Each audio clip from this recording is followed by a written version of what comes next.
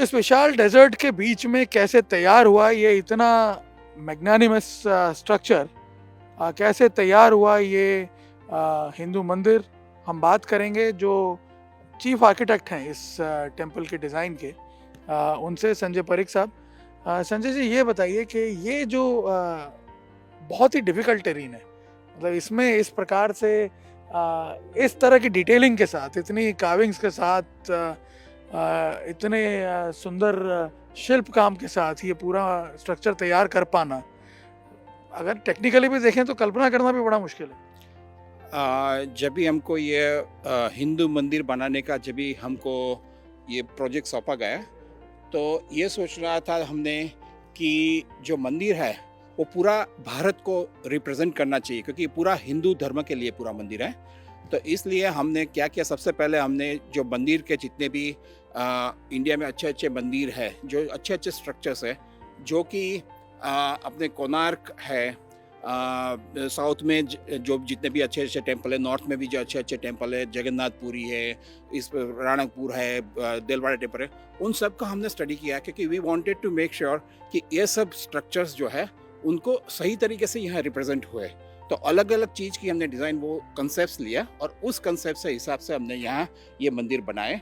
और जब भी ये मंदिर में जो हमने सात शिखर का जो कंसेप्ट किया था, तो हमने सोचा कि कैसी तरह से ये सात शिखर का क्या अरेंजमेंट किया है। तो हमने काफ़ी ऑल्टरनेट्स किए, और ऑल्टरनेट्स के बाद में हम ये फाइनली ये ऑल्टरनेट्स पे आए कि जो ऑल्टरनेट सबसे अच्छा, क्योंकि जब भी हमने उसका डिज़ाइन भी किया ना। ये भी देखने के ये जो 7 शिखर हैं, यहाँ तो अभी 3 दिख रहे हैं, लेकिन जो 7 शिखर हैं उसकी सिमेट्री भी थोड़ी अलग है, जो नॉर्मल हम जो स्ट्रक्चर देखते हैं बैक इन इंडिया। हाँ, उसमें क्या होता है कि ये पूरा जो मंदिर का जो हमने जो स्टडी किया है, तो ये जो ऐसे तो नागरादी शैली का मंदिर बोल सकते हैं हम इसको। तो नागरादी शैली में क्या होता है कि जैसे कि ये आप सामने देख रहे हैं कि ये जो नीचे के महापीठ है और ऊपर जो मंडोर होता है, तो मंडोर के ऊपर में क्या होता है कि मंडोर के बाद में हम छज्जा होती है, और छज्जा के बाद में ऊपर शिखर स्टार्ट होता है। ये मंदिर जो ये है, ये स्पेशली अपने कहीं मीन्स इंडिया में काफ़ी जगह पे, मीन्स बहुत ही कम जगह पे ऐसे मंदिर हुए हैं कि जहाँ पे ये जो मंडोर जो है, वहाँ हमने नीचे महापीठ लेके उसको मंडोर्स किए, और मंडोर्स के ऊपर जो शिखर के उसको छज्जा के बिना हमने किए। तो यह सब जगह पे हमने अलग अलग तरीके के जो मूर्तियाँ होती है, वो मूर्तियाँ हमने वहाँ रखने के लिए। तो ये पूरा आपको नीचे से लेके ऊपर तक पूरा शिखर एक ही रिदम में देख सकता है, ऐसी तरह से इसको डिज़ाइन किया गया हुआ है। थोड़ा सा अगर आप हमें इसकी नक्काशी के काम के बारे में अगर बताएं, हम देख रहे हैं कि इतने बड़े पैमाने पर जनरली नक्काशी देखने को मिलती नहीं है। ये जो टेम्पल है ये अपने आप में बड़ा यूनिक है, क्योंकि अगर आप इसके किसी भी पोर्शन पे देखें, कहीं पे भी, यहाँ आप ऊपर से नीचे तक किसी भी शिखर को देखें, अंदर से देखें, आपको जो जो है वो नक्काशी हर जगह और उसके अलग अलग फॉर्म्स देखने को मिलते हैं।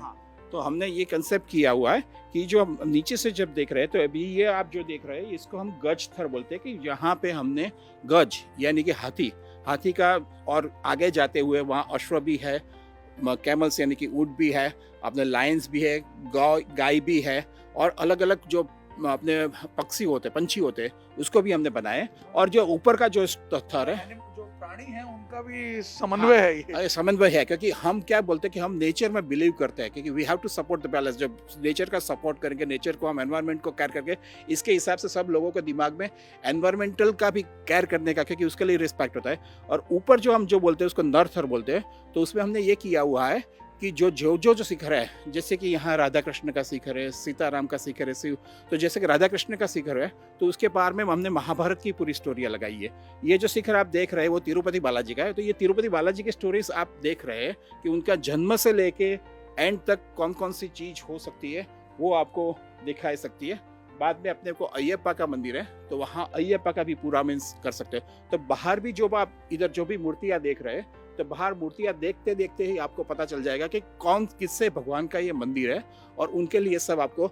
और ये जो मूर्तियाँ आप देख रहे हैं, तो वो मूर्तियाँ भी मीन्स आपने जैसे बताया कि बहुत ही डिफिकल्ट है, इतनी सारी मूर्तियाँ। यहाँ आप जाए तो 9,000 से भी ज़्यादा ऐसी मूर्तियाँ का संकलन इधर किया गया है। वो बहुत ही बड़ा टास्क हो सकता है, वो इतने समय में, छोटे समय में करना बहुत ही मुश्किल था, लेकिन भगवान की कृपा से और अपने गुरु की कृपा से ये सब अचीव हो सका। अच्छा, एक बात बताइए कि ये जो टेरेन अपने आप में काफ़ी डिफ़िकल्ट तो है ही।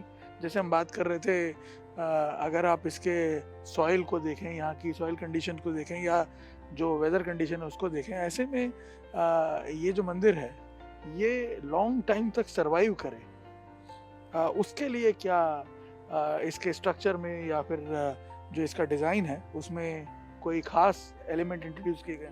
हाँ, जो ये पूरा मैं बताऊंगा कि ये जो पूरा जो मंदिर हुआ है वो अपने जो शिल्प शास्त्र होते हैं उसके हिसाब से अपने काफ़ी सोमपुरा जो होते हैं उनकी मदद से, अपने विपुल भाई सोमपुरा करके इनके जो मेन स्थपति है उनकी मदद और अपनी पूरी टीम की मदद से हमने इसका डिज़ाइन किया हुआ है। और जो डिज़ाइन किया हुआ है उसमें ये चीज़ है कि जैसे कि अपने स्थापत्य में बोलते हैं कि जिसके लिए हम ये इसमें फेरस मेटल्स, कोई भी फेरस मेटल का इसमें इस्तेमाल नहीं किया है, सिर्फ हमने इसमें स्टोन इस्तेमाल किया है, सिर्फ हमने इसमें ब्रिक्स और वही इस्तेमाल किया है। वो एक चीज़ है। दूसरा हमको मीन्स ये जो लैंड है ना उसका भी मैं एक आपको मीन्स इम्पोर्टेंस बता दूँ, या तो मीन्स गॉड गिफ्ट बता दूँ कि ज़्यादातर इधर ये जो पूरा डेजर्ट है उसमें ज़्यादातर नीचे तक मीन्स हमको रेती ही मिलता है पूरा, क्योंकि डेजर्ट है पूरा, 80-90 फीट तक रेती मिलता है। लेकिन ये जो स्पेसिफिकली ये जो ज़मीन है, तो हमने जब भी हमको ज़मीन मिला और जब भी हमने उसका सॉइल एक्सप्रेशन किया तो हमको भी बहुत ही ताज्जुब हुआ था, क्योंकि 3 फुट पे ही वहाँ स्टोन आ गया था। तो मेरा पूरा फाउंडेशन हमने 3 फुट पे ही रख के इसका पूरा फाउंडेशन किया है। वो नेचुरली जो जितने भी यहाँ के जो बड़े बड़े जो लोग हैं, इंजीनियर्स हैं, जो भी डिज़ाइनर्स हैं, वो लोग को भी समझ नहीं आता कि यहाँ से कैसे स्टोन, क्योंकि सब जगह पे पाइल्स करनी पड़ती है। इधर हमने पूरा राफ्ट करके 3 फुट पे ही इस पूरा मंदिर का हमने डिज़ाइन फाउंडेशन किया हुआ है। आप क्या मानते हैं, मतलब जब लोग आएंगे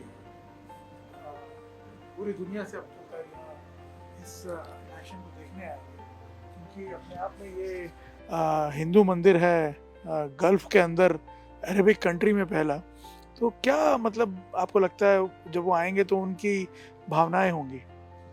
मेरे ख्याल से तो ये मंदिर है तो जैसे जितने भी हिंदू धर्म के भाई बहन हैं, वो सब जब भी दर्शन करेंगे तो उनको तो अपना दर्शन का तो संतोष मिलेगा ही। साथ साथ में ये जो पूरा मंदिर का जो हमने डिज़ाइन किया है उसमें अपने थीम के साथ किया हुआ है। हमको इसमें हार्मनी प्रमोट करना था, हमने इसमें यूनिटी प्रमोट करना था, हमने इसमें टॉलरेंस प्रमोट करना था। तो सब सोच के हमने किया हुआ है। तो जितने भी मीन्स यहाँ लोग आएंगे, जैसे कि अपने भारत से आएंगे तो और भी जगह से आएंगे, तो सबको कुछ न कुछ मैसेज, क्योंकि यहाँ पूरे जीवन के लिए मैसेज है। सिर्फ भगवान का दर्शन या सेवा वो तो है ही, उस साथ साथ में मीन्स जीवन में लोग क्या कर सकते हैं। जैसे कि आप आगे जाएंगे तो वहाँ हमने 2 साइड पे जो जगह है, तो 14 इस साइड में हमने इंडियन जो इंस्पिरेशनल स्टोरीज है वो रखी हुई है, और जो इस साइड में आप जाएंगे तो वहाँ 14 इंटरनेशनल इंस्पिरेशन स्टोरीज हमने वहाँ रखा है। तो वो स्टोरीज जब भी आदमी को पता चलेगा तो उससे उसको प्रेरणा मिलेगी कि हमारे जीवन में भी मीन्स हम ऐसा कुछ कर सकते हैं। तो यहाँ से आदमी को इंस्पिरेशंस मिलेगा, यहाँ से आदमी को टॉलरेंस का संदेश मिलेगा, यहाँ से आदमी को संभाव का भी संदेश मिल सकता है।